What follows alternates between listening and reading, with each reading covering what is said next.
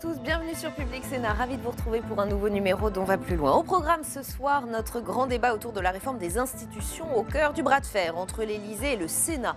Le gouvernement veut changer les règles et renouveler intégralement le Sénat en 2021. Objectif affiché, faire baisser plus rapidement le nombre de parlementaires. Mais les sénateurs sont contre. On ne trafique pas la démocratie, nous dit Jean-Pierre Sueur. Quand la réforme des institutions tourne à la partie d'échec, c'est le thème de notre grand débat ce soir. #OVPL pour réagir sur Twitter. Notre match des idées, il opposera ce soir Isabelle Véramasson à Jacky Isabello. Nous reviendrons sur la crise du parti LR, échec aux européennes, démission du chef. 3 heures de discussion hier soir pour déboucher sur une convention nationale qui ne convainc pas grand monde. Quelle image la renvoie-t-il du parti? Analyse et débat dans 10 minutes. Et puis l'actualité, c'est aussi le coup d'envoi des célébrations du 75e anniversaire du débarquement. Aujourd'hui en Angleterre, demain en France, Macron, Trump, Elisabeth II. Mais les alliés d'hier le sont-ils encore aujourd'hui et le seront-ils demain? Nous poserons la question à notre invité ce soir, Jean-Yves Le Naour, historien spécialiste du XXe siècle. D'abord, retour sur ces commémorations avec Adrien Develay. Il s'avance face à la foule. Il y a 75 ans, ces vétérans libéraient l'Europe.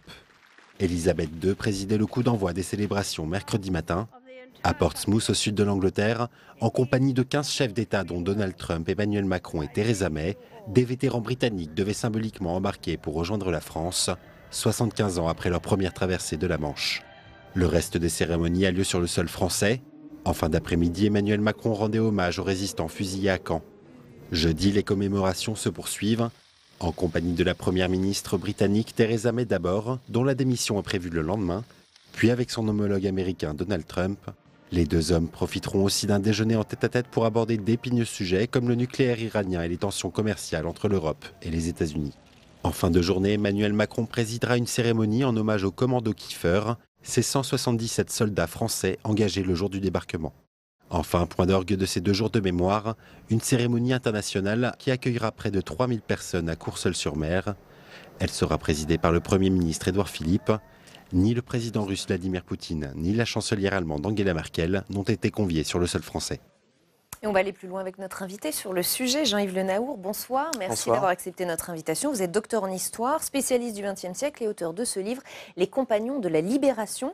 Vous avez suivi, comme nous, cette première journée de commémoration en Angleterre. Au nom du monde libre, je vous dis merci, a déclaré Elisabeth II, s'adressant aux soldats héroïques. C'est a priori la phrase forte qu'on retiendra de cette première journée de commémoration. C'est une phrase forte? Bien sûr que c'est une phrase forte.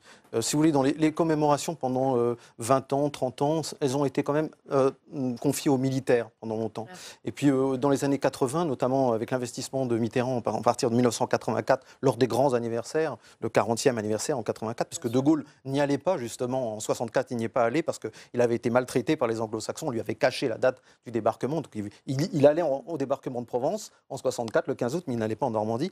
Et alors, donc il y a eu un investissement des politiques avec cette idée qu'il faut vanter l'amitié, la solidarité avec les Américains, les Britanniques, etc. Ça devenait politique. Et là, aujourd'hui, on a ces anciens combattants, les vétérans, qui disparaissent. Là, il y a une charge émotive, une motive très forte dans ce 75e anniversaire, parce que c'est des nonagénaires, c'est des octogénaires pour les plus jeunes, des nonagénaires, des centenaires même. Donc, dans 5 ans, qu'en restera-t-il? Donc oui, il est temps de leur dire merci, il est temps de les mettre en avant. Faites-nous un rappel historique, remettez-nous dans le contexte. Qu'est-ce qu'il a eu de si exceptionnel ce débarquement? Parce que les gens ont probablement un peu oublié. Moi, je lisais, Eisenhower a planifié et commandé la plus importante opération de l'histoire, c'est ça? C'est le plus grand, effectivement. Il y en a eu des débarquements dans l'histoire. MacArthur était en train d'en préparer un sur le Japon qui n'a pas eu lieu, mais qui aurait peut-être été encore plus important. Mais effectivement, le 6 juin 1944, c'est la plus grande opération amphibie de l'histoire. Plus de 5000 navires, 722 navires de guerre, après des navires de toute taille, plus de 5000 avions. Alors, c'est très important parce que la Première Guerre mondiale, si vous voulez, elle avait démontré que c'est plus le courage qui est important. Bien sûr qu'il faut du courage. Il va falloir débarquer sur la plage. Il va y avoir un mort sur 2 à Omaha Beach. C'est terrible. Donc, le courage est très important. Mais en 14, on avait découvert quelque chose, c'est que la guerre était devenue industrielle. Que la guerre, c'était l'obus, que c'était le fer, c'était l'acier, c'était la machine, le canon, la mitrailleuse, le fil de fer barbelé. Donc, c'est le matériel qui compte. Mais ce débarquement-là, c'est aussi autre chose. C'est la victoire de la logistique. Parce que prendre les plages, c'est une chose, avec du matériel, avec du courage, etc. Mais ensuite, il va falloir ravitailler en nourriture, en munitions, en pétrole. Il va falloir construire des ports artificiels. C'est une logistique énorme. C'est la victoire de la logistique également. Deux grands absents dans les cérémonies demain en France, Vladimir Poutine, Angela Merkel, ils n'ont pas été conviés. Pour ce qui est de la chancelière, l'Élysée s'est justifié dans le Figaro, disant ceci: c'est un choix qui a été fait. Il y a eu beaucoup d'occasions et de grandes et belles cérémonies, comme le 11 novembre. Qu'en pensez-vous? Il y a une logique à avoir Angela Merkel aujourd'hui à Portsmouth et pas en Normandie demain? Alors là, effectivement, faut poser la question au président, au service de l'Élysée. Mais non, pour moi, il n'y a pas de logique. Depuis 2004, il y avait Gerhard Schröder. En 2014, il y avait Angela Merkel. Et finalement, pour représenter cette Europe réconciliée, cette Europe qui est née justement de la barbarie, il y a 75 ans, mais c'est si peu, c'est la vie d'un homme. L'Europe était en ruine, c'était le nazisme, c'était la guerre dans toute l'Europe. Et donc, c'était important finalement que l'Allemagne qui est née, comme disait Gerhard Schröder en 2004, vous nous avez libérés. L'Allemagne démocratique, l'Allemagne européenne d'aujourd'hui, elle est venue aussi de ce débarquement. Vous nous avez libérés. Et donc c'était peut-être important. Quant à Poutine, effectivement... Alors il est un peu froissé. Hein. La porte-parole de la diplomatie russe a déclaré ceci tout à l'heure aux journalistes. L'apport des Alliés dans la victoire sur le Troisième Reich est clair, mais il ne faut pas l'exagérer et minorer par là même la signification des efforts titanesques de l'Union soviétique, sans laquelle cette victoire n'existerait tout simplement pas. La Russie a raison en disant ça? Oui, elle a raison, bien sûr qu'elle a raison. Alors, il a raison et il a tort en même temps. Ouais. Alors, elle a raison parce que Poutine a raison parce qu'effectivement, si vous regardez les chiffres, 25 millions de morts côté soviétique. Il y a eu un effort gigantesque, il y a eu un sacrifice absolument gigantesque. Il y a eu 4 000 morts le jour du débarquement, 12 000 pertes, 4 000 morts. Mais qu'est-ce que c'est à côté de la bataille de Koursk? Il y a 200 000 morts. Enfin, de Stalingrad, c'est une violence absolue. C'est à l'Est que s'est joué vraiment le sort de l'Europe. D'ailleurs, le débarquement aurait échoué. Hitler était de toute façon vaincu. Depuis l'été 1943 et la bataille de Koursk, il est dominé et la Wehrmacht ne peut jamais se rétablir. Elle recule sans cesse. Simplement, et là, Poutine a sans doute tort, parce que d'abord, il y a ce débarquement, c'est la libération de l'Europe occidentale, hein, donc c'est quand même important. C'est pour ça que nous, on se focalise sur ce débarquement, sur les Américains. Et oui, c'est chez nous, évidemment. Et voilà, évidemment, alors qu'on sait très bien que ce sont les Soviétiques qui ont fourni l'effort quand même principal depuis 1941. Mais là où il a tort, c'est que quand même, c'est Staline lui-même qui tapait du poing sur la table et qui disait « Mais quand est-ce que vous allez ouvrir, vous anglo-saxons, un deuxième front? J'en ai tellement besoin pour soulager justement le front principal qui était le front Est. » Donc, c'est pas anecdotique. Mais effectivement, c'est le grand sacrifice du peuple russe, la grande guerre patriotique, comme disent les Russes, qui a vaincu réellement Hitler. Ce débarquement symbolise une alliance forte entre l'Amérique et l'Europe, et vous l'avez dit, un lien qu'on croyait indéfectible. Est-ce qu'il l'est encore? On commence à avoir des doutes sur ce lien indéfectible entre l'Amérique et l'Europe. D'ailleurs, on se demande, et peut-être que vous vous êtes fait vous-même cette réflexion, si l'Amérique de Trump nous aurait sauvés du nazisme. C'est sûr que quand il y a une alliance qui s'appelle l'Alliance Atlantique et quand il y a un certain nombre de membres de cette alliance à qui on dit oh, on verra si vous êtes attaqué, je parle des pays baltes, hein, bien sûr, si vous êtes attaqué, on verra si on interviendra, si vous n'êtes pas un peu responsable, etc. Donc si une alliance n'est pas automatique, si on n'est pas protégé par une alliance, c'est quand même un peu terrifiant. Mais Trump, finalement, c'est une chance. Au lieu de le voir comme une catastrophe, c'est une grande chance pour l'Europe. C'est-à-dire c'est-à-dire que l'Europe... Pourtant, il veut la diviser, hein. Il veut la diviser, il arrive veut très bien. Un Brexit dur, bien sûr, il y arrive très bien. Les Chinois y arrivent très bien également, parce que nous sommes incapables effectivement de nous unir finalement. Nous divisons sans cesse. Donc la chance à saisir, c'est qu'effectivement, c'est de ne plus dépendre du grand frère américain, du parapluie nucléaire américain, et de construire une défense européenne. C'est une chance historique. De toute façon, de nous émanciper finalement. Oui, exactement. De toute façon, nous n'aurons peut-être pas le choix. Crise économique, montée des nationalismes, des colères populaires un peu partout, on l'a vu. Est-ce que vous feriez un parallèle entre l'époque que nous vivons et celle de l'entre-deux-guerres ? Alors, c'est vrai que ce parallèle, il a été fait par le président de la République. Il a comparé la situation actuelle aux années 30. Alors, il avait peut-être derrière un calcul politique, hein, évidemment, en se représentant comme voilà, le progressiste, celui qui défendait la civilisation attaquée par les nouveaux nationalistes, etc. Mais est-ce qu'il n'a pas un peu raison sur le plan factuel ? Alors, la situation n'est pas pareille. Comme disait Karl Marx, l'histoire ne repasse pas les plats. D'abord comme une tragédie, l'histoire, puis après, si elle se rejoue, c'est comme une farce. Donc, la situation n'est absolument pas pareille. Il n'y a pas cette marche à la guerre comme il y avait dans les années 30 depuis que Hitler est au pouvoir et qui déroule complètement son programme. On marche vers la guerre. C'est le Titanic qui fonce vers l'iceberg et qui le sait. Donc la situation là est complètement différente. On n'est plus là-dedans. Mais c'est vrai qu'on voit ressurgir le réarmement douanier des années 30. On voit ressurgir ce repli, ces nationalismes.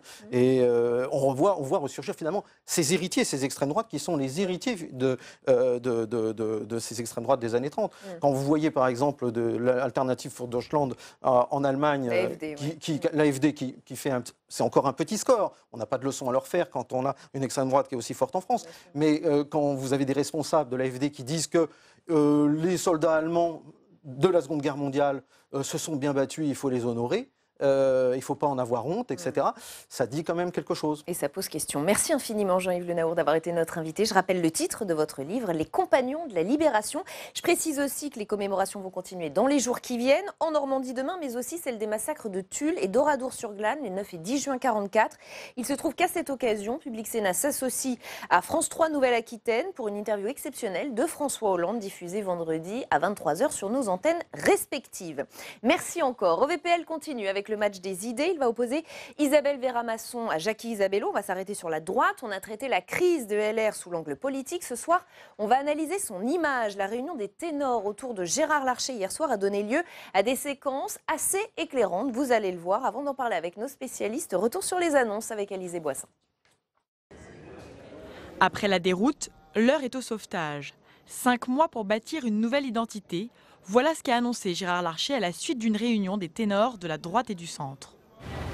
Nous avons unanimement décidé de nous rassembler dans notre diversité pour organiser dès ce mois de juin des conventions régionales, départementales et locales qui s'achèveront par une grande convention nationale en octobre avec l'objectif de proposer une grande alternative aux Français. L'objectif est fixé, mais les contours du chantier sont encore flous, et notamment qui pour succéder à l'ancien président Laurent Wauquiez. Sur ce point, le scénario du parti n'est pas défini. Fin juillet, ça ne me paraît pas sérieux en 2 mois d'organiser les élections. Je pense qu'il faut passer la barre de l'automne. Ensuite, soit on le fait à la mi-octobre, soit on enjambe les municipales. Et ça, il y a 48 heures que Laurent Wauquiez vient de démissionner. Laissez-nous quelques jours pour stabiliser ça. De son côté, le député LR Éric Woerth craint une guerre des chefs. On est dans un corps, le corps des Républicains, il est malade, il est affaibli. Attention de ne pas mettre un électrochoc qui le tuerait définitivement. Cette Attention de ne pas faire le coup de nouveau grâce. président.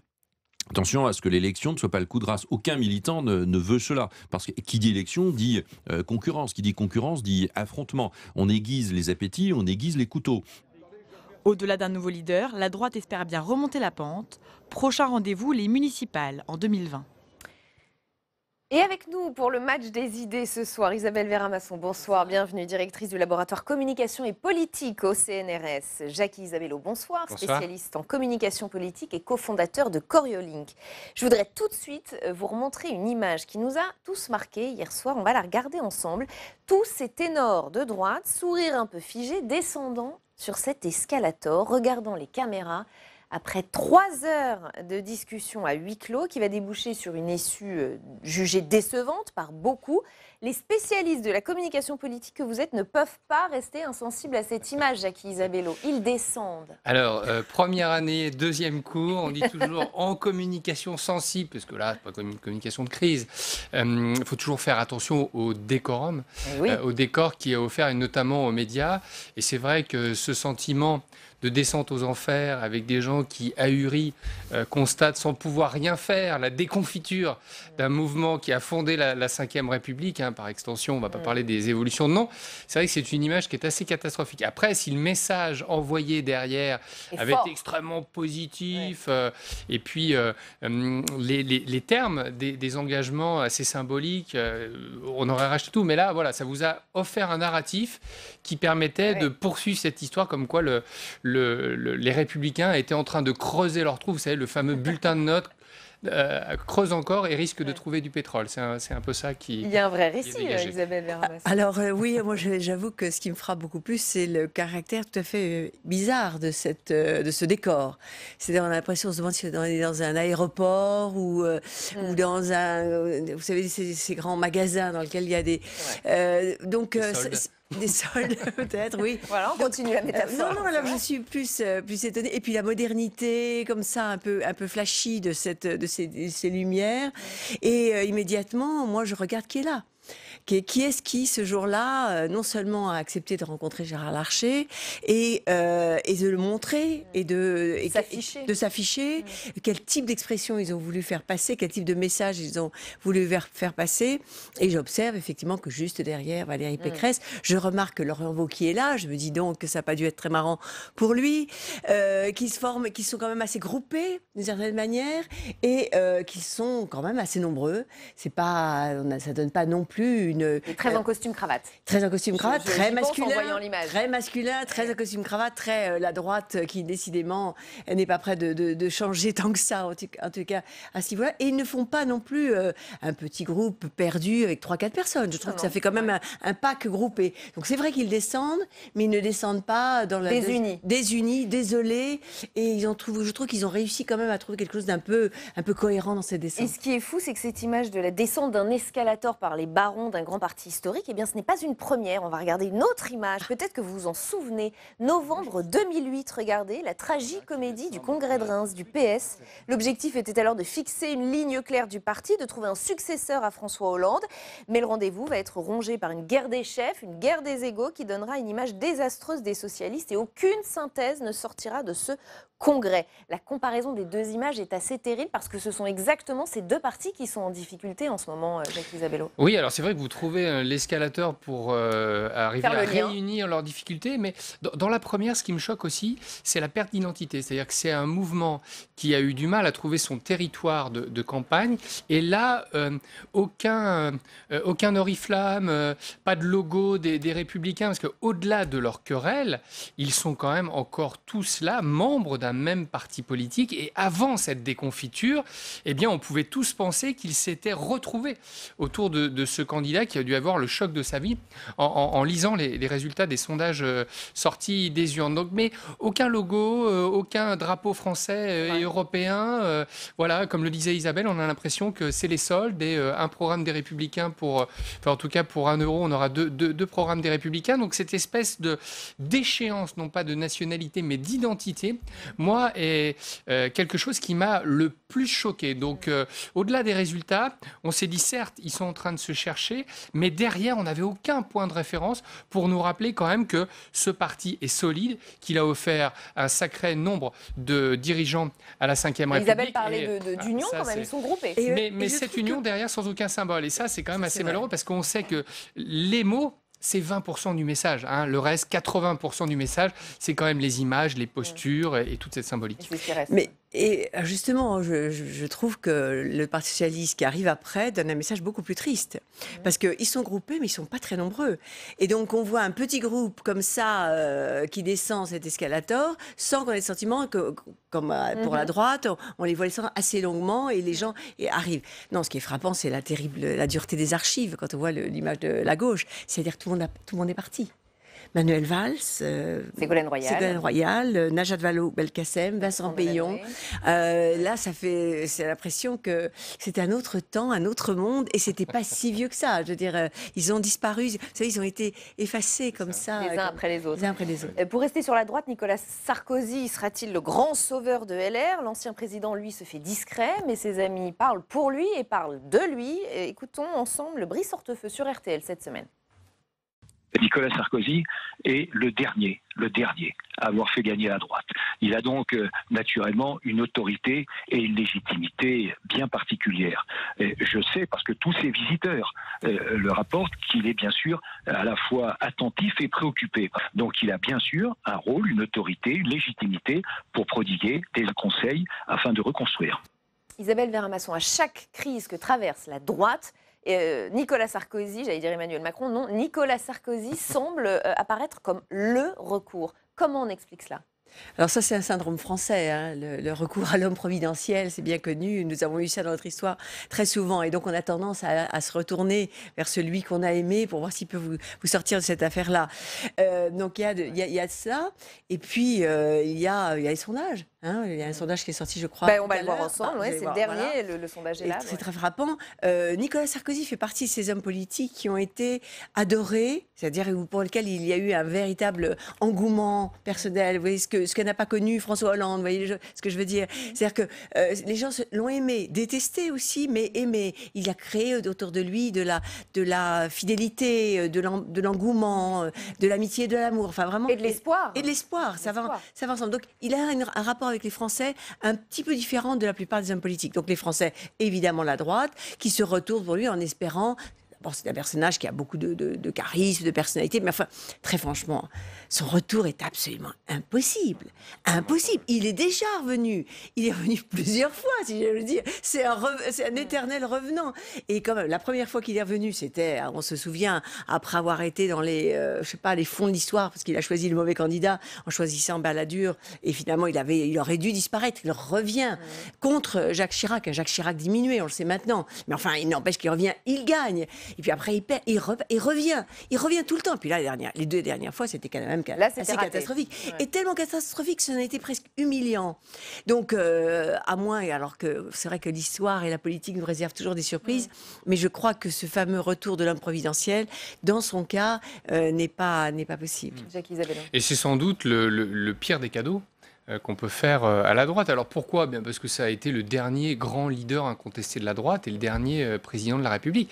Après, Nicolas Sarkozy, il a une grosse part de responsabilité. Ça a été le fossoyeur de la droite. Rappelez-vous que quand il a envoyé François Baroin se placer lors de ce meeting de cette droite que Philippe a appelée la droite Trocadéro, quand il demande à Baroin de se mettre pile poil, pour reprendre une expression chiracienne, derrière François Fillon, il envoie un message en disant « Les sarkozystes seront derrière les fillonistes et ne laisseront pas Juppé reprendre la main ».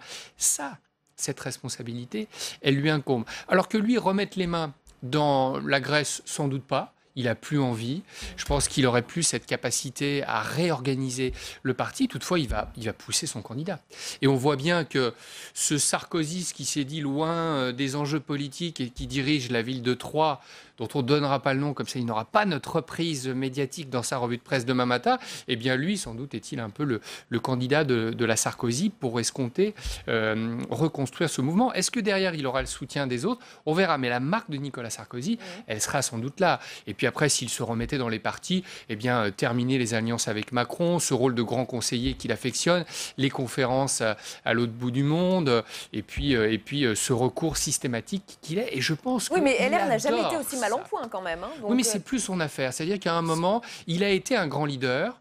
Il a fait échouer la reprise. Là, ce parti est au 36e sous-sol. Si aujourd'hui, il escomptait, ou en tout cas, il prenait le pari de les aider, il ferait un pari absolument insensé. Et je pense qu'il ne supporterait pas toutes les petites chicailleries, les petits crocs en jambes que, de toute façon, il rencontrerait s'il décidait de proposer sa candidature à une nouvelle forme de leadership. Je donne juste les chiffres du sondage dont vous parliez. Sondage Elab, 23% des sondés trouvent que Nicolas Sarkozy serait le meilleur leader pour la droite en vue des prochaines échéances électorales. Et juste ce deuxième chiffre, chez les sympathisants LR, ce chiffre monte à 59%. Mais si je peux me permettre, Kouchner, homme préféré des Français, Juppé aussi, ils ont été président de la République, les deux, non. Donc être l'homme préféré des Français, c'est généralement une défaite assurée. Oui, meilleur leader pour la droite en vue des prochaines échéances électorales. C'est un peu différent. C'est un peu différent, mais encore une fois, d'abord, il faut se méfier des sondages. Et puis, les sondages sur la popularité ne disent pas grand-chose de politique. Oui. Justement,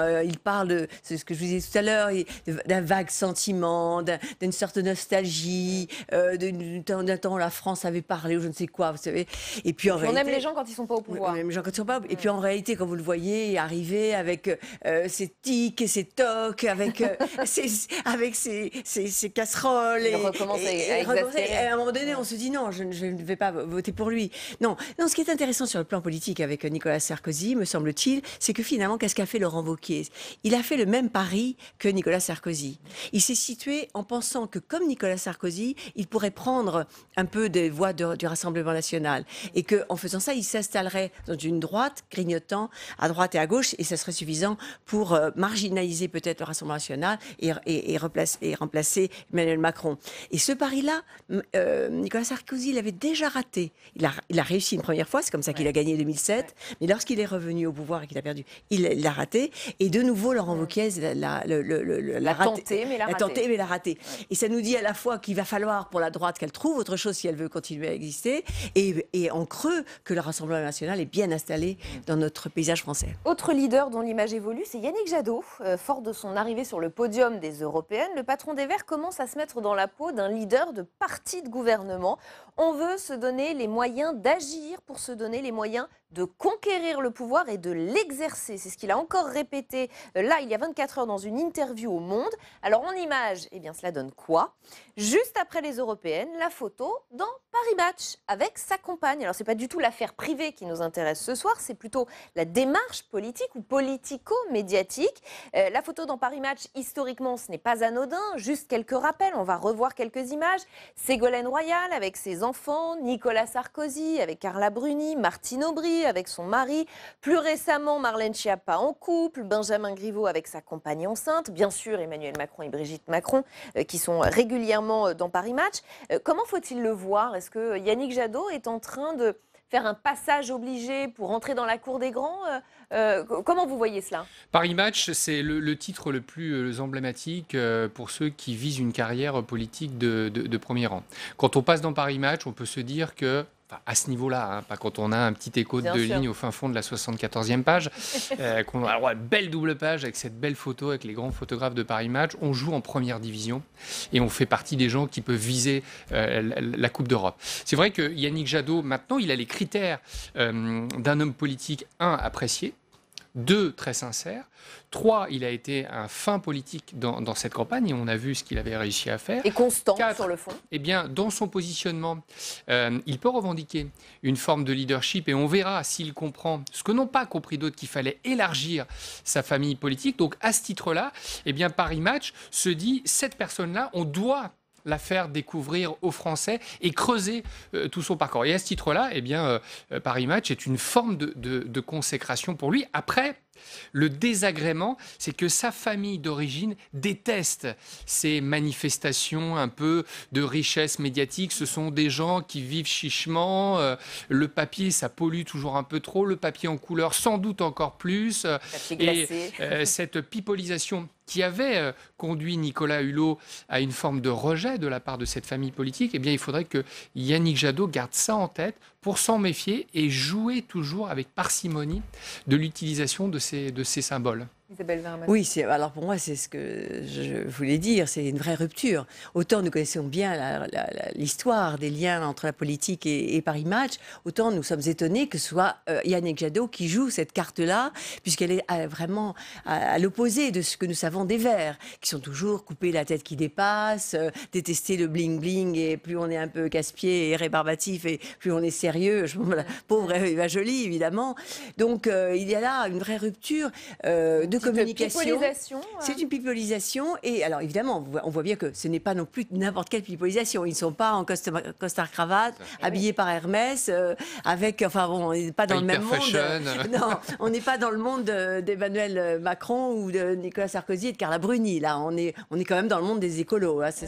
C'est sympathique, d'ailleurs, de voir une espèce d'authenticité dans le choix des vêtements, du lieu, etc. Mais en tous les cas, il y a quand même le désir de s'intégrer dans le monde normal de la vie politique française. C'est-à-dire qu'un homme politique n'est pas que porteur d'idées. Porteur d'idéal, c'est un homme de chair et de sang, chargé de signes, comme dirait Baudrillard. Il a une femme qui porte aussi des signes qui vont dire quelque chose de ce qu'il propose à la France et à l'Europe, puisque en l'occurrence, c'est un député européen. Et en cela, il s'intègre, encore une fois, dans une classe politique qui personnalise, et c'est vrai dans la plupart des pays développés, on les idées sont toujours aussi importantes, surtout chez les Verts, évidemment, mais il faut incarner le pouvoir, incarner la fonction, et là, il y va carrément, puisqu'il s'incarne à deux, d'une certaine manière. Donc c'est bien vu sur le plan de la communication, parce que vous dites, effectivement, ça fait grincer des dents peut-être dans sa famille politique, ça peut aussi faire grincer des dents parmi son électorat. Mais en tout cas, si Yannick Jadot se dit je dois lire très finement les résultats de dimanche dernier et peut-être envisager être un candidat de recours en 2022 parce que l'écologie gagne toutes les couches de la société. On nous en fait des caisses sur les jeunes, heureusement que les jeunes sont écolos, mais je pense que tout le monde devient écolo, les entreprises sont de plus en plus écolos, l'ensemble des acteurs par lesquels ça va passer. Et d'ailleurs, Yannick Jadot, pendant sa campagne, a bien fait l'effort de dire je suis ni droite ni gauche, moi je vais le faire avec les entreprises, la société civile. Donc ça veut dire que c'est quelqu'un qui peut à un moment ou à un autre se dire et si on n'avait pas besoin de quelqu'un qui réunirait des paysages politiques qui sont déstructurés, et cette personne providentielle, sans l'avoir voulu, ça pourrait être un écolo, parce que les gens commencent à bien m'aimer, et on a vu qu'il était maintenant la personnalité politique préférée des Français. Eh bien, s'il pense à ça, sans avoir plus d'ambition, il faut qu'il passe par Paris Match. C'était votre question. Oui, je pense tout de même qu'il est à l'intérieur d'un parti et qu'il doit faire attention, parce que Yannick Jadot doit ce succès, tout bien sûr un peu à lui, mais beaucoup à la place qu'a pris la question de l'environnement dans notre espace politique. Il est dans un parti qui est capable aussi d'éjecter des très bons candidats et des personnalités importantes. Donc il faut qu'il fasse gaffe quand même. Le message est envoyé. Merci beaucoup à tous les deux d'avoir participé à ce match des idées. On va plus loin, continue avec notre grand débat. #OVPL pour réagir sur Twitter. On va s'arrêter sur ce nouvel épisode de tension entre le Sénat et l'Élysée. On croyait les relations relativement apaisées ces dernières semaines, mais voilà que le gouvernement rallume la mèche avec un élément de sa réforme des institutions, le renouvellement intégral du Sénat en 2021. Attention, nouveau bras de fer en vue, on va en parler avec nos invités après les explications de Cécile Sixou. Il s'agit d'aller vite et d'être efficace. Pour réduire le nombre de parlementaires de 25 à 30%, le gouvernement compte changer les règles et le calendrier des élections sénatoriales. Au lieu de renouveler de moitié le Sénat en 2020 puis en 2023, il prévoit de le renouveler dans son ensemble en 2021. Une proposition soutenue par le ministre de l'Agriculture, l'ancien sénateur Didier Guillaume. Je pense qu'il faudrait faire les choses en une fois, parce que les choses seraient plus claires. Parce qu'après, on a un déséquilibre, il y aura des sénateurs à deux niveaux, ceux qui auront été élus avec le nouveau système et ceux qui restent à l'ancien système. Éviter un ancien et un nouveau système, cette réforme aurait en tout cas une conséquence sur la durée des mandats des sénateurs actuels. Ceux élus en 2014 conserveraient leur siège 1 an de plus et ceux élus en 2017 pourraient voir leur mandat écourté de 2 ans. Pour Gérard Larcher, le président du Sénat, c'est inconcevable. On ne peut pas faire une révision constitutionnelle pour simplement faire une forme de charcutage des dates d'élection. Donc il faut respecter le principe que le Sénat est une assemblée de la continuité, qu'il est renouvelé par moitié et qu'il faut respecter les dates d'élection qui sont prévues. Cette réforme devrait en tout cas faire l'objet de négociations entre le gouvernement et les présidents de groupes des assemblées qui sont consultés cette semaine sur le futur texte constitutionnel. Et avec nous ce soir pour le grand débat d'OVPL, Anne Levade, bonsoir. Constitutionnaliste et présidente de l'Association française de droit constitutionnel. Dominique Rousseau, bonsoir. Bonsoir. Professeur de droit constitutionnel à la Sorbonne. Jean-Baptiste Daoulas, bonsoir. Journaliste politique à l'Express. Caroline Michel-Aguirre, bienvenue à vous. Chef du service affaires à l'Obs. On va tout de suite regarder la une de cette semaine. La une de l'Obs, très belle une. On vient de parler de Yannick Jadot. Géant vert, point d'interrogation. Son parcours, sa stratégie, ses rivaux. Avant d'aller vers les interprétations politiques, je voudrais qu'on soit un tout petit peu précis. Anne Levade, le gouvernement semble vouloir renouveler intégralement le Sénat en 2021. En a-t-il tout simplement le droit ? Alors, constitutionnellement, c'est évidemment une question difficile, puisque, de fait, le Sénat a été conçu comme étant une chambre qui était renouvelée progressivement, anciennement par tiers lorsque les mandats étaient de 9 ans, et désormais par moitié. L'argument pour ce faire, c'est évidemment, dans le prolongement d'une réforme institutionnelle qui est en cours, l'idée de la réduction du nombre de sénateurs, comme d'ailleurs de la réduction du nombre de députés.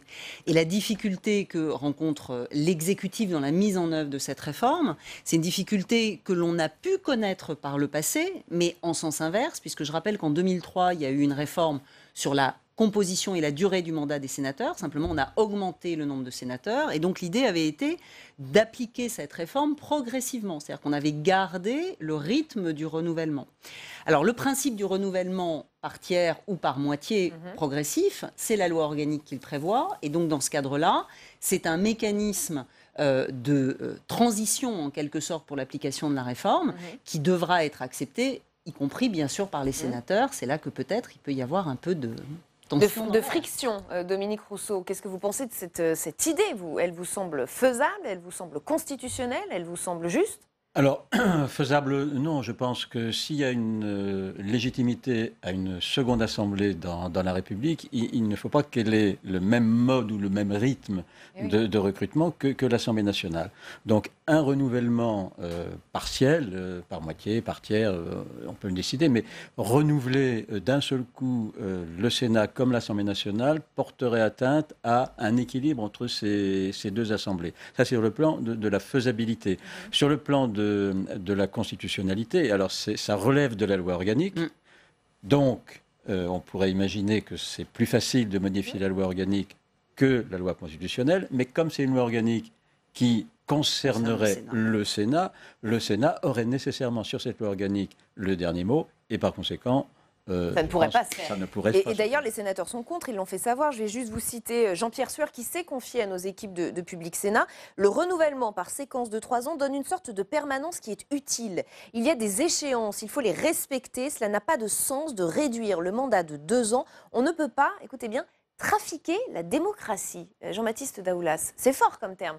On ne peut pas trafiquer la démocratie. Le gouvernement essaierait de trafiquer la démocratie. Oui, c'est extrêmement fort. Et d'ailleurs, comme l'ont dit Anne Levade et Dominique Rousseau, on sait que ça pose des problèmes techniques de ce passage, puisqu'il faut respecter une proportionnalité entre le nombre de députés et de sénateurs. Ce qui semble étrange politiquement, c'est que alors que le gouvernement a l'air d'être dans une phase de négociation, vraiment d'apaisement avec le Sénat, c'est d'asséner directement en début de discussion, alors que le projet de loi se dévoile à peine, un renouvellement total. Il aurait peut-être tout simplement dû demander aux sénateurs comment ils envisageaient le renouvellement, puisque cette difficulté technique, il faut peut-être la faire partager aux sénateurs également. Et donc d'un point de vue politique, effectivement, ça ouvre la voie à ce genre de réaction que vous venez de citer des sénateurs, complètement épidermique, sachant que les sénateurs, vous allez quand même devoir leur demander leur avis à la fin pour valider l'ensemble de la réforme. Donc politiquement, c'est un petit peu étrange. Et Caroline Michel-Laguerre, les derniers mois ont montré aussi que nos institutions, notre pays avait aussi besoin d'une forme de stabilité, de continuité. C'est un peu étonnant comme angle d'attaque. On peut envisager, mais c'est une pure hypothèse, que ce soit une pure tactique, d'y aller très fort, d'entrer, boum, pour affoler tout le monde, bien crisper les sénateurs, puisque une des... Pardon de attendrir la viande. Pardon de le dire comme ça.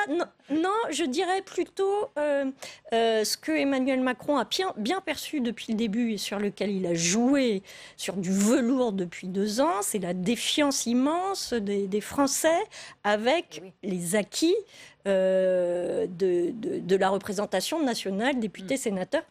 À tort ou à raison, c'est un sujet qui revient en permanence. Donc, vous crispez les sénateurs réagissent comme ils viennent de le faire en disant « Oh là là, c'est pas possible !»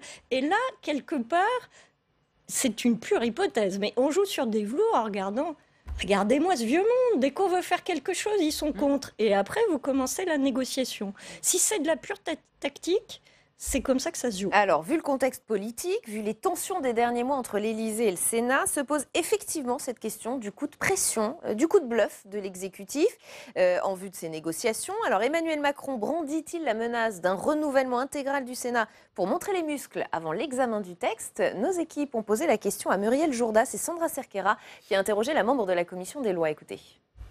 C'est possible que ce soit un coup politique, j'avoue que j'en serais assez désolée parce que je crois que les institutions méritent mieux quand même que le coup politique.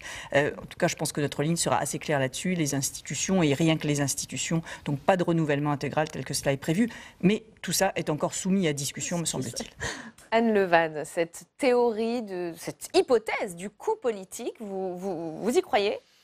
Alors, c'est évidemment pas exclu. J'allais dire, il y a presque un double coup politique possible. La première chose, c'est qu'il faut rappeler aussi que au-delà même de la dimension institutionnelle, une des raisons politiques pour lesquelles les sénateurs se crispent, c'est bien sûr la succession des échéances électorales. On a des municipales, donc, comme par un fait exprès, on propose le 2021 comme échéance, c'est-à-dire 1 an après les municipales, mais 1 an avant la présidentielle. Donc on voit bien, avec un Sénat qui aujourd'hui a une majorité qui n'est pas favorable à Emmanuel Macron, on voit bien derrière les arrière-pensées politiques qu'il peut y avoir. Deuxième élément, et je prolonge ce qui vient d'être dit, c'est qu'effectivement, l'image d'un Sénat qui serait une chambre de l'immobilisme est une image que l'on renvoie assez facilement au Sénat, même si ça ne correspond pas à la réalité. La ficelle est un peu grosse. Voilà, même, la ficelle est un peu grosse, mais d'une certaine manière, c'est un moyen de tordre le bras au Sénat en disant... Sur ce volet-là, c'est-à-dire la diminution du nombre de parlementaires, c'est réputé être une mesure dans le climat actuel que veut l'opinion. Donc, ce qui empêcherait, on dit souvent, et c'est vrai que le Sénat a un droit de veto sur les révisions constitutionnelles et institutionnelles de manière plus générale, bien évidemment, c'est un moyen de dire au Sénat, si vous voulez passer pour ceux qui nous empêchent de faire les choses, nous n'hésiterons pas à le dire. D'avancer dans des mesures qui ont plutôt la faveur de la population. Ça peut être aussi, frapper très fort pour après en rabattre. Reculer. Dans cette même idée, c'est-à-dire de donner l'impression qu'on négocie. Oui, c'est d'autant plus étonnant que ce coup de force apparemment contre le Sénat est contrebalancé par le fait que dans la nouvelle proposition de révision constitutionnelle ou organique ordinaire, l'exécutif, le président de la République, fait des concessions au Sénat, puisque toute la partie sur la procédure parlementaire est éliminée. La question de la diminution du nombre de parlementaires qui était 30%. Et alors justement, on va peut-être voir l'image pendant que vous le racontez, parce qu'effectivement, ça fait des mois que cette réforme des institutions pollue les relations, mais récemment, il y avait du mieux, effectivement. Lors d'une conférence de presse le 25 avril, Emmanuel Macron avait fait un geste en direction du Sénat, Dominique Rousseau, revoyant à la baisse, effectivement, la réduction du nombre de parlementaires de 30 à 25%. Pas mal de lignes rouges ont été enlevées, avait même dit l'entourage d'Édouard Philippe. Le président du Sénat lui-même a dit ce matin sur LCI qu'il y avait des avancées. J'ai envie que nous réussissions, a dit Gérard Larcher. Dominique Rousseau. Oui, je pense que, en plus, avec le résultat des européennes, il faut bien voir que le Sénat se trouve dans une situation politique difficile, puisqu'il va y avoir des élections municipales au mois de mars, et qu'avec le renouvellement du Sénat, s'il y a un certain nombre de mairies qui, étant donné la situation des Républicains, passent complètement ou partiellement en marche, évidemment, la composition... Ou tout simplement pas LR du tout. Ou pas LR du tout. La composition du Sénat, et par conséquent, le poste même de président du Sénat est en jeu. Donc là, il y a un rapport de force entre le président Larcher qui défend son poste et qui défend donc le mode de scrutin pour les prochaines échéances, et puis la révision de la Constitution. Donc à mon avis, tout ça devrait... On ne dit pas que le Sénat, c'est la chambre de la sagesse, donc tout ça devrait se terminer. Et les sénateurs sont très sages, on le voit quotidiennement ici, Jean-Baptiste Daoulas. C'est vrai qu'il y a ce potentiel coup politique, double coup politique, disait même Anne Levade. Oui, de coup politique. L'idée, c'est que, quelque part, il y a plus qu'un bras de fer, il y a une vraie crise de confiance en soi. C'est-à-dire que les sénateurs, depuis le début, voient cette réforme dirigée contre eux, dirigée comme contre le Parlement, livrer les parlementaires à la vindicte des Français. Mais avec une forme de paranoïa ou pas? Ou il y a de quoi aussi de paranoïa, comme le disait Dominique Rousseau, les partis qui ont été retirés dans cette version du projet de loi étaient quand même extrêmement négative pour le Sénat, qui était placé dans une position d'infériorité absolue vis-à-vis de l'Assemblée nationale. Donc c'était pas du tout acceptable pour les sénateurs en l'état. Donc il y a effectivement, si ce n'est une paranoïa, disons un manque de confiance tout à fait compréhensible de la part des sénateurs. Cela étant, le manque de confiance, il est aussi du côté de l'exécutif. Là, vous avez comme une multitude de questions. Est-ce que Gérard Larcher veut vraiment arriver à un accord ? Est-ce que si Gérard Larcher veut vraiment arriver à un accord, est-ce qu'il va être capable de le faire respecter par sa majorité? C'est comme des poupées russes en fait. Vous avez une question, puis une autre question, et même quand même vous arrivez à un accord avec Gérard Larcher, est-ce qu'il a vraiment l'intention de le faire respecter également? Ou est-ce qu'il n'est pas en train de vous faire venir dans une sorte de nasse quelque part, vous faire perdre du temps, vous épuiser? C'est une partie d'échec là. Oui, c'est complètement une partie d'échec. Parce que si vous regardez le fond quand même, si on s'intéresse au fond de la réforme, tout le monde est d'accord. Tout le monde est d'accord d'accord pour supprimer la Cour de justice de la République, tout le monde est d'accord pour enlever les anciens présidents de la République du Conseil constitutionnel, tout le monde est d'accord sur la réforme du Conseil supérieur de la magistrature. Il y a 3 points qui bloquent, hein, c'est ce qu'a dit Gérard Larcher ce matin. Mais même la diminution du nombre de parlementaires, 30, 25, 20, oui. Bon, on y arrivera. La proportionnelle, on y arrivera. Donc globalement, il n'y a rien qui bloque. La question, elle est politique, c'est-à-dire la question, c'est de savoir si le président Larcher, qui apparaît aujourd'hui comme un des sauveurs de la droite, parce que j'ai cru comprendre qu'il y avait Nicolas Sarkozy, mais quelle droite il construit ? Certains à droite disent qu'il ne faut pas s'opposer systématiquement lorsqu'il y a des choses qui sont bien. Bon, là, apparemment, il y a des choses qui sont bien dans la proposition d'Emmanuel Macron. Et donc, est-ce que la droite se reconstruit dans une opposition systématique, c'est-à-dire même si c'est bien, on dit non, ou bien est-ce que la droite se reconstruit par, bon là, on n'est peut-être pas d'accord globalement avec Macron, mais cette réforme-là, elle nous convient puisqu'on l'a déjà acceptée. C'est un vrai test. Hein, donc voilà. Donc c'est un test aussi sur la redéfinition de la stratégie politique de la reconstruction de la droite. Caroline Michelet. Oui, l'arrière-texte politique, c'est exactement ça. On a bien vu que depuis 2 ans, le lieu de l'opposition, enfin de l'opposition parlementaire à Emmanuel Macron, c'est le Sénat. C'est Gérard Larcher qui l'a incarné physiquement. Et après cette explosion façon puzzle des Républicains après les élections européennes, on le sait, on le lit tous les jours dans les journaux, que La République En Marche est dans une démarche totalement politique, de vider de sa substance autant qu'il est possible ce qu'il reste des Républicains. Dans ce contexte, il ne reste pas beaucoup de leaders de la droite. Gérard en poste, par ailleurs. Gérard Larcher fait partie des personnalités qui ont émergé dans l'opinion publique. Donc, en effet, tout ce sous-texte-là est complètement... Et Gérard Larcher veut jouer un rôle dans cette recomposition que les Républicains appellent de leur vœu. Donc, le sous-texte, c'est ce bras de fer entre la majorité à l'Assemblée et l'exécutif et ce qu'il reste de l'opposition de droite. Et ça va se jouer sur, en effet, le positionnement par rapport à cette réforme.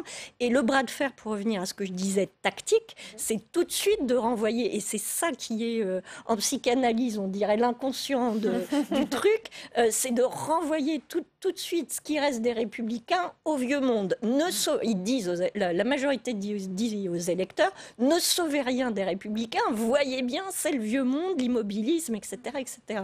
C'est le sous-texte. Anne Levade et Jean-Baptiste Daoulas. Oui, avec toujours le danger du bras de fer, parce que malgré tout, si tout ça prend aussi une importance telle, c'est d'abord parce que cette réforme institutionnelle, c'était un engagement de campagne du candidat Emmanuel Macron et qu'il continue à l'annoncer comme tel, j'allais dire avec une forme de surenchère, parce que l'essentiel est préservé, c'est-à-dire la diminution du nombre de parlementaires, l'introduction de la proportionnelle, la limitation dans le temps des mandats, ça ce sont les points sur lesquels il ne voulait pas en rabattre, avec la couche grand débat. Puisque, évidemment, et vous montriez crise de la représentativité. Voilà, vous montriez les images. D'ailleurs, il y a une chose qui est assez amusante, c'est qu'on a changé l'intitulé du texte. Le texte n'est plus le même. On était sur une démocratie plus efficace, et là, on est sur le renouveau démocratique. Alors, vous me direz, tout ça, c'est des mots, mais il y a cette idée que ça n'est plus l'efficacité, donc la rapidité, puisque c'était pour une grande part ça qui était l'enjeu de l'année dernière, et que c'est l'idée du renouveau, donc on revient à la confiance. Et d'ailleurs, le début de l'exposé des motifs du texte en l'état dit bien la crise de confiance, et ça, c'était le message martelé par le candidat Macron. Donc en réalité, je ne sais pas si c'est un bras de fer ou un poker menteur, parce que tout le monde a à y perdre. Bien sûr qu'il y a une partie de bras de fer avec les Républicains, ou ce qu'il en reste, pour leur dire attention, on peut avoir définitivement votre peau, mais tout ça peut aussi se retourner contre le chef de l'État, parce que malgré tout, on sait que la deuxième année d'un mandat, c'est jamais le très bon moment pour une révision constitutionnelle. En général, quand on révise, il faut le faire tout de suite, parce que ça n'intéresse pas les Français. À un moment donné, leurs préoccupations sont beaucoup plus terre à terre et ils n'ont pas forcément tort. Alors certes, c'est une réforme qui est plutôt consensuelle. En tout cas, il n'y a pas de point de désaccord majeur, surtout vidé du volet parlementaire. Mais en même temps, tout le monde convient que ce n'est pas le texte qui va sauver le monde non plus. Donc il y a une part d'ambiguïté, et tout le monde peut perdre finalement aussi dans cette opération. Jean-Baptiste Daoulas. Justement, pour prolonger cette idée, il y a des doutes dans la majorité sur l'opportunité de consacrer autant de temps d'hémicycle à l'Assemblée et au Sénat à ces textes.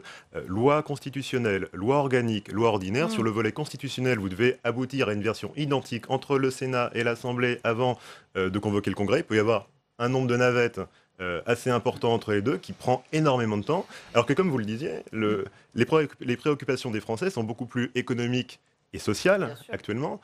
Si vous perdez du temps en imaginant que cette réforme n'aboutisse pas, puisque, après tout, jusqu'au bout, jusqu'au Congrès, les 3/5 des sénateurs peuvent ne pas être atteints. En 2008, ça a failli être le cas quand même, il faut s'en rappeler. Si c'est le cas, vous aurez gâché un temps de réforme disponible absolument incroyable. Vous serez mis à dos la population. À dos, je ne sais pas, mais en tout cas, ces gens qui, par exemple, attendent une réforme de la bioéthique, peut-être que vous n'aurez pas pu les satisfaire avant les municipales. Ces élus locaux qui attendent, eux aussi, une réforme du statut des élus, vous n'aurez peut-être pas eu le temps de les satisfaire non plus.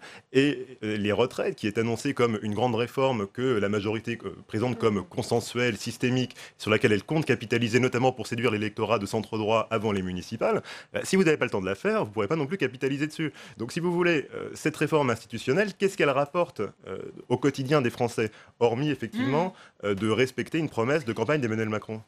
Surtout que, pardon, je rajoute une chose qui va vous paraître technique, mais en 2008, il y avait une réforme constitutionnelle et ensuite, pour mettre en application la réforme constitutionnelle, des lois organiques et des lois ordinaires.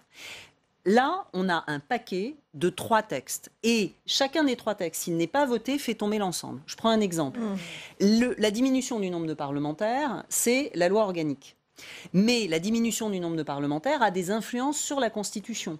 Par exemple, aujourd'hui, il faut 60 députés ou 60 sénateurs pour saisir le Conseil constitutionnel. Si on diminue le nombre de parlementaires, il faut réviser dans la Constitution. Donc, c'est très compliqué parce que si l'un des textes capote, les 2 autres tombent avec. Ils sont caducs. Et ces 3 procédures d'adoption différentes, et donc le jeu est beaucoup plus risqué. Et d'ailleurs, Laurent Fabius, qui est interviewé dans l'Express cette semaine, le précise, il dit qu'il paraîtrait logique que les seuils soient harmonisés dans la Constitution. Ce qui, en termes diplomatiques, dans tout l'étendue de la capacité d'expression du président du Conseil constitutionnel, veut dire beaucoup. Alors, ce bras de fer autour de cette réforme entre l'Élysée et le Sénat ne date pas d'hier, on l'a dit, mais quelque chose change peut-être un peu la donne, c'est le contexte politique. On l'a déjà un peu évoqué avec vous, Caroline Michel-Aguirre. Il n'est plus tout à fait le même qu'il y a quelques mois.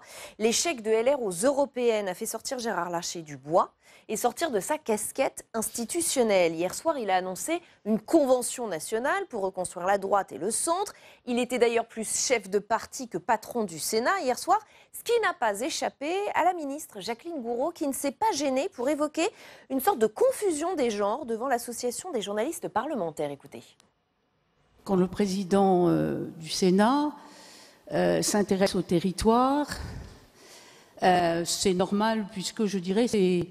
Au fond, le Sénat étant effectivement la Chambre des territoires, il y a là quelque chose de naturel en tant que président du Sénat.